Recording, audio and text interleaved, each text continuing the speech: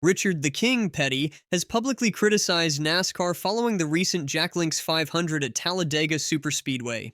The 87-year-old legend didn't hold back his thoughts on two controversial issues: the post-race disqualifications and the current state of superspeedway racing with the next-gen car. With 200 career wins to his name, Petty remains NASCAR's most accomplished driver, so when he speaks, the racing world listens. The 188-lap battle at Talladega's 2.6-mile superspeedway initially appeared to deliver exactly what fans expect from this iconic track. Kyle Larson of Hendrick Motorsports captured Stage 1, while Bubba Wallace of 23XI Racing held off reigning champion Joey Logano to claim Stage 2.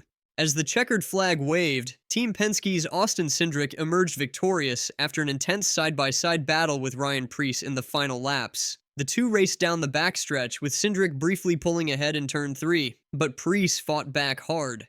In a photo finish, Cindric beat Preece by just 0.022 seconds to secure his first win of the season. The race statistics showed 67 lead changes among 23 different drivers with only 4 cautions, relatively low for Talladega. The first 22 cars finished separated by less than a second, showcasing the parity in the field. The excitement of the close finish was short-lived. Shortly after the race, NASCAR officials made a stunning announcement. Both Ryan Preece and Joey Logano were disqualified during post-race inspection. Logano, who had celebrated a hard-earned top 5 finish, had it stripped away due to a missing spoiler bolt. Preece, who had just recorded a career-best second-place finish, was disqualified for having an extra shim on his spoiler. The penalties were severe. Preece was relegated from 2nd to 38th place, while Logano dropped from his top 5 position to 39th in the race results. Logano also fell to 11th in the championship standings as a result. The disqualifications caught the attention of Richard Petty, who expressed his disagreement with NASCAR's ruling. In his video, Petty called NASCAR's enforcement nicky-picky and questioned the impact such minor technical violations had on the actual race. But one of them, a screw come out of according to what I hear, come out of a spoiler, and the other car had 3 washers in it, and you just allowed two washers. Now that's getting pretty dadgum nicky-picky as far as I'm concerned on any kind of rules. So, I mean, and neither one of those made any effect on the race car. And it was just something that was in the book, and they say, whether it helped or hurt, we don't care. It's wrong. Petty wasn't alone in his criticism. His longtime crew chief, Dale Inman, backed up Petty's stance, comparing today's strict rule enforcement with how NASCAR operated in their era. I can't remember us. I remember arguing for rules and everything, but I can't remember back in the day NASCAR being that picky, but I'm not sure we had as many picky rules as they do today. Petty also defended Team Penske's reputation, saying, "I'm not taking up for Penske or anything, but they've always been pretty straightforward with everything they've done. If they did it, they probably didn't even know they did it." Beyond the disqualifications, Petty leveled even stronger criticism at the quality of racing produced by the next-gen car at superspeedways. Speaking on the Petty Family podcast alongside Dale Inman, Petty didn't mince words about what he witnessed at Talladega. Petty called the current superspeedway racing not racing due to the aerodynamic limitations of the next-gen car. He lamented how the tightly packed field, fuel-saving tactics, and lack of aggressive movement dulled the Jack Link's 500. In my mind, would horsepower help anything? I don't know. But they got these cars so draggy that if the car's leading the race and the car's comes up behind him with a good run on him, all he does is pulls over in front of that car and it just stops that car. You know what I mean? He just like he puts on brakes, but he's still running wide open. So Petty continued with a metaphor that resonated with many longtime fans.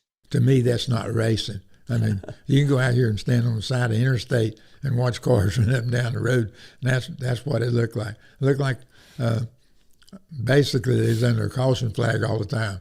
Despite the race avoiding the Big One crash that often defines Talladega events, Petty felt it failed to deliver the dynamic, multi-lane battles fans expect from the high banks of Alabama. The third lane, traditionally a late race wildcard, never formed with conviction in the final stretch. When Dale Inman suggested that the next-gen car itself might be the source of the Cup Series' current issues, Richard Petty strongly agreed.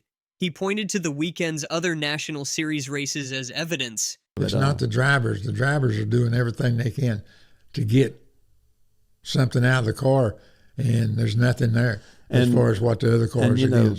Golly, can you imagine a spotter? and there's pressure on everybody there. Don't get me wrong. I watched the truck race, the Infinity race, and the ARCA race, and they were pretty good races. Wasn't bad. You mean they raced each other and they were able to pass each other. Now, what the difference is in the aero drag and stuff on each one of them, I don't know. But they put on a pretty good show. And this defense of the drivers while criticizing the car highlights Petty's belief that NASCAR's technical regulations, not driver talent or desire, are limiting the racing product, particularly at superspeedways. Part of Petty's frustration stems from his historical perspective. 1974 marked his first win at Talladega Superspeedway, when teams had more freedom to build their cars without today's strict specifications. In the current next-gen era, that freedom has been replaced by an aero-heavy design, a restrictor plate, and a huge spoiler that creates drag on the cars. All cars now run bumper-to-bumper in tight drafts, making it nearly impossible to run at high speeds without the draft. The primary way to gain track position has become saving fuel in the draft and spending less time on pit road, a strategy that many purists feel detracts from true racing.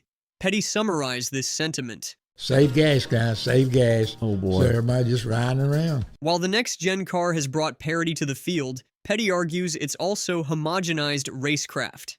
At Talladega, this was evident when the first 22 cars finished separated by less than a second. Austin Cindric took the win in a photo finish, just 0.056 seconds ahead of the disqualified Ryan Preece.